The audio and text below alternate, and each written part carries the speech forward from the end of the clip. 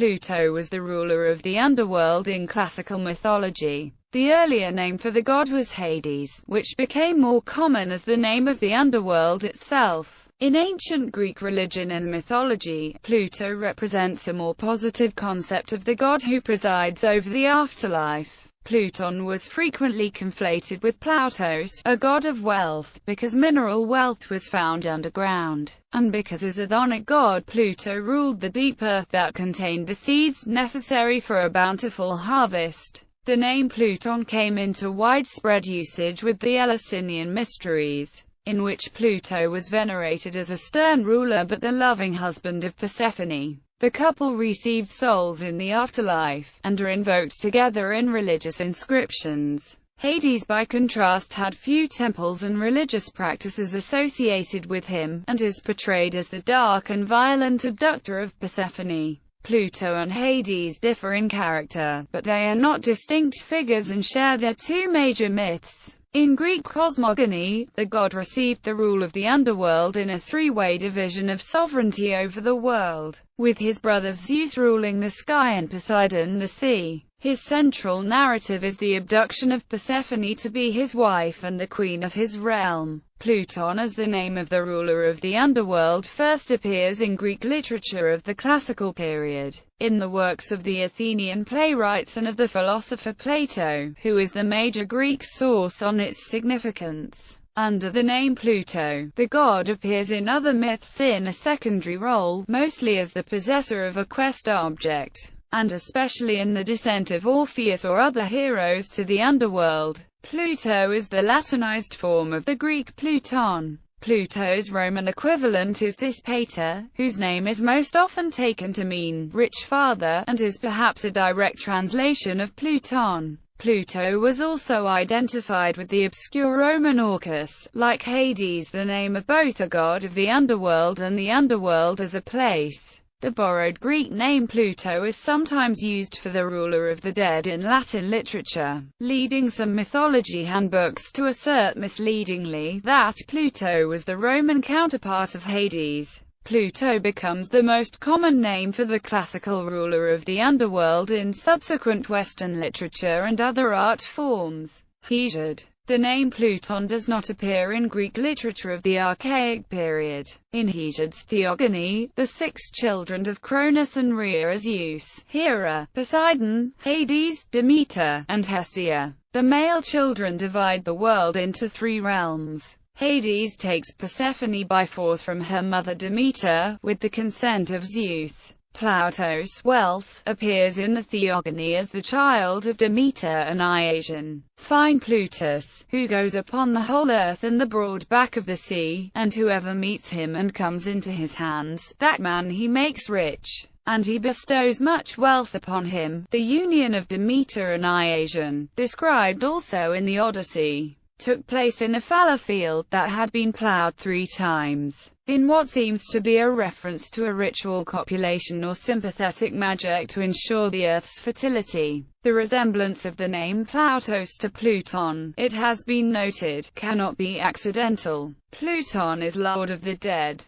but as Persephone's husband he has serious claims to the powers of fertility. Demeter's son Plutus merges in the narrative tradition with her son-in-law Pluto, redefining the implacable chariot driver Hades whose horses trample the flowering earth. That the underworld god was associated early on with success in agricultural activity is already evident in Hesiod's Works and Days, line 465–469. Pray to Zeus of the earth and to pure Demeter to make Demeter's holy grain sound and heavy, when first you begin ploughing. When you hold in your hand the end of the plough tail and bring down your stick on the backs of the oxen as they draw on the pole bar by the yoke straps. Plūtōn and Plautos. Plūtōn was one of several euphemistic names for Hades, described in the Iliad as the god most hateful to mortals. Plato says that people prefer the name Plūtōn, giver of wealth, because the name of Hades is fear-provoking. The name was understood as referring to the boundless riches of the earth,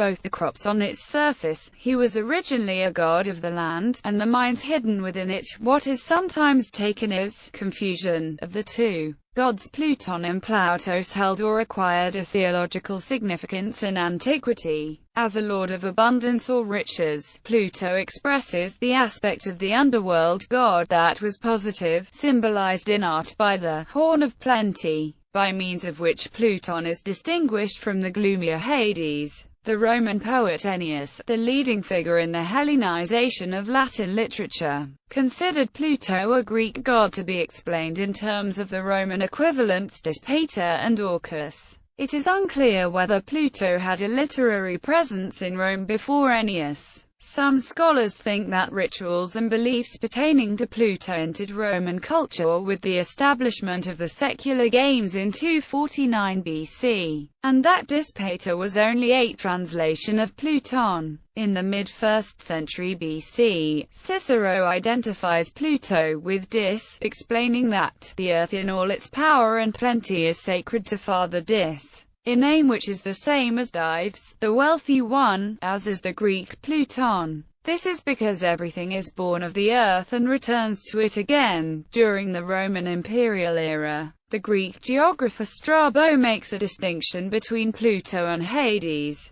In writing of the mineral wealth of ancient Iberia, he says that among the Turdetani, it is Pluto, and not Hades, who inhabits the region down below. In the Discourse on Mourning by the Greek author Lucian, Pluto's wealth is the dead he rules over in the abyss. The name Hades is reserved for the underworld itself. Other identifications in Greek religious practice, Pluto is sometimes seen as the chthonic Zeus, or at least as having functions or significance equivalent to those of Zeus but pertaining to the earth or underworld. In ancient Roman and Hellenistic religion, Pluto was identified with a number of other deities, including Summonus, the Roman god of nocturnal thunder, Phoebus, the Roman god from whose purification rites the month of February takes its name, of the syncretic god Serapis, regarded as Pluto's Egyptian equivalent, and the Semitic god Muth.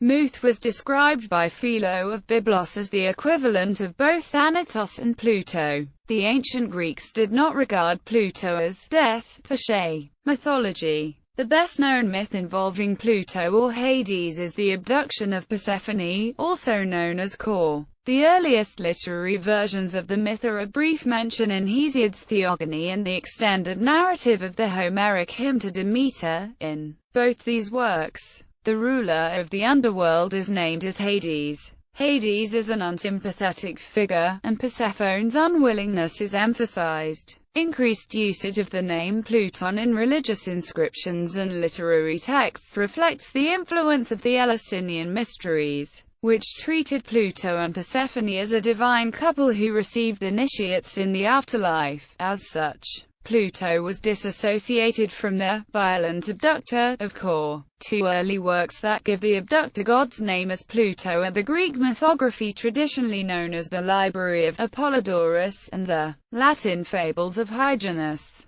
The most influential version of the abduction myth is that of Ovid, who tells the story in both the Metamorphoses and the Fasta. Another major retelling, also in Latin, is the long unfinished poem De Raptu Proserpine by Claudian. Ovid uses the name Dis, not Pluto in these two passages, and Claudian uses Pluto only once. Translators and editors, however, sometimes supply the more familiar Pluto when other epithets appear in the source text. The abduction myth was a popular subject for Greek and Roman art, and recurs throughout Western art and literature, where the name Pluto becomes common. Narrative details from Ovid and Claudian influence these later versions in which the abductor is named as Pluto, especially the role of Venus and Cupid in manipulating Pluto with love and desire. Throughout the Middle Ages and Renaissance, and certainly by the time of Natale Conti's influential mythology, the traditions pertaining to the various rulers of the classical underworld coalesced into a single mythology that made few if any distinctions among Hades,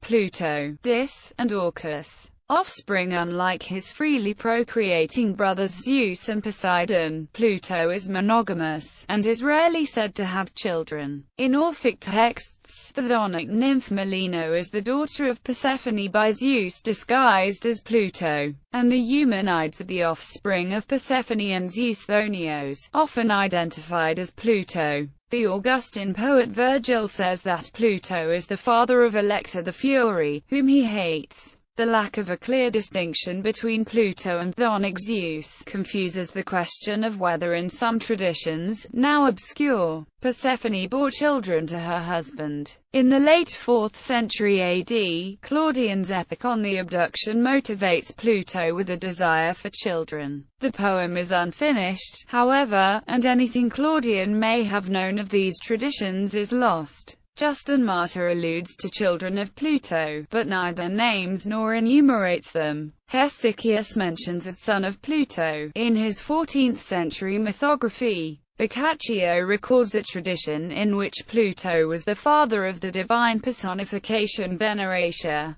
noting that she had no mother because Proserpina was sterile. In The Fairy Queen, Edmund Spenser invents a daughter for Pluto whom he calls Luciferae. The character's name was taken from the 16th century mythography of Natale Conti, who used it as the Latin translation of Greek phosphor, light-bearer, a regular epithet of Hecate. Spenser incorporated aspects of the mysteries into The Fairy Queen. Pluto and Orpheus. Orpheus was regarded as a founder and prophet of the mysteries called Orphic, Dionysiac, or Bacchic, mythologized for his ability to entrance even animals and trees with his music. He was also credited in antiquity with the authorship of the lyrics that have survived as the Orphic hymns, among them a hymn to Pluto. Orpheus's voice and lyre playing represented a medium of revelation or higher knowledge for the mystery cults. In his central myth, Orpheus visits the underworld in the hope of retrieving his bride, Eurydice, relying on the power of his music to charm the king and queen of Hades. Greek narratives of Orpheus's descent and performance typically name the ruler of the underworld as Plutōn, as for instance in the Bibliotheca. The myth demonstrates the importance of Pluto, the rich, as the possessor of a quest object. Orpheus performing before Pluto and Persephone was a common subject of ancient and later Western literature and art, and one of the most significant mythological themes of the classical tradition. The demonstration of Orpheus's power depends on the normal obduracy of Pluto. The Augustan poet Horace describes him as incapable of tears. Claudian, however, portrays the steely god as succumbing to Orpheus's song so that, with iron cloak he wipes his tears, an image renewed by Milton in Il Penseroso. Such notes drew iron tears down Pluto's cheek. The Greek writer Lucian suggests that Pluto's love for his wife gave the ruler of the underworld a special sympathy or insight into lovers parted by death. In one of Lucian's dialogues of the dead, Pluto questions Protesilaus, the first Greek hero killed in the Trojan War, who wishes to return to the world of the living. "You are then in love with life?" Pluto asks. "Such lovers we have here in plenty, but they love an object, which none of them can obtain." Protesilaus explains, like in Orpheus in reverse, that he has left behind a young bride whose memory even the leather's waters of forgetting have not erased from him. Pluto assures him that death will reunite them someday, but Protesilaus argues that Pluto himself should understand love and its impatience, and reminds the king of his grant to Orpheus and to Alcestis, who took her husband's place in death and then was permitted at the insistence of Heracles to return to him. When Persephone intercedes for the dead warrior, Pluto grants the request at once, though allowing only one day for the reunion. Mysteries and cult. As Pluto gained importance as an embodiment of agricultural wealth within the Eleusinian mysteries, from the 5th century BC onward the name Hades was increasingly reserved for the underworld as a place. Neither Hades nor Pluto was one of the traditional 12 Olympians, and Hades seems to have received limited cult, perhaps only at Elis. where the temple was opened once a year. During the time of Plato, the Athenians periodically honored the god called Plūtōn with the strewing of a couch. At Eleusis, Plūtōn had his own priestess. Pluto was worshipped with Persephone as a divine couple at Knidos, Orpheus, Mytilene, and Sparta, as well as at Eleusis, where they were known simply as god and goddess. In the ritual texts of the mystery religions preserved by the so-called Orphic or Bacchic gold tablets, from the late 5th century BC onward, the name Hades appears more frequently than Plūtōn, but in reference to the underground place. Plūtōn is the ruler who presides over it in a harmonious partnership with Persephone. By the end of the 4th century BC, the name Plūtōn appears in Greek metrical inscriptions. Two fragmentary tablets greet Pluto and Persephone jointly, and the divine couple appear as welcoming figures in a metrical epitaph. I know that even below the earth, if there is indeed a reward for the worthy ones, the first and foremost honors, nurse, shall be yours. Next to Persephone and Pluto, Hesychius identifies Pluto with Eubulus, but other ancient sources distinguish between these two underworld deities. In the mysteries, Eubulus plays the role of a torch-bearer, possibly a guide for the initiate's return. In the view of Louis Richard Farnell, Eubulus was originally a title referring to the good counsel the ruler of the underworld was able to give and which was sought at Pluto's dream oracles by the 2nd century BC. However, he had acquired a separate identity. Orphic hymn to Pluto. The Orphic hymn to Pluto addresses the god as strong-spirited, and the all-receiver, who commands death and is the master of mortals. His titles are given as Zeus, Thonios, and Eubulos. In the hymn's topography, Pluto's dwelling is in Tartarus, simultaneously a meadow, and thick-shaded and dark, where the Acheron encircles the roots of the earth. Hades is again the name of the place, here described as windless, and its gates, through which Pluto carried pure Demeter's daughter as his bride, are located in an attic cave within the district of Eleusis. The route from Persephone's meadow to Hades crosses the sea. The hymn concludes, "You alone were born to judge deeds obscure and conspicuous. Holiest and illustrious ruler of all, frenzied God, you delight in the worship as respect and reverence. Come with favor and joy to the initiates. I summon you." The hymn is one of several examples of Greco-Roman prayer that express a desire for the presence of a deity, and has been compared to a similar epiclesis in the Acts of Thomas. Magic invocations. The names of both Hades and Pluto appear also in the Greek magical papyri and cursed tablets, with Hades typically referring to the underworld as a place, and Pluto regularly invoked as the partner of Persephone. 5 Latin cursed tablets from Rome, dating to the mid-1st century BC, promised Persephone and Pluto an offering of dates, figs, and a black pig, if the curse is fulfilled by the desired deadline. The pig was a characteristic animal sacrificed to the chthonic deities, whose victims were almost always black or dark in color. A set of cursed tablets written in Doric Greek and found in a tomb addresses a Paginax, Lord to all, sometimes taken as a title of Pluto,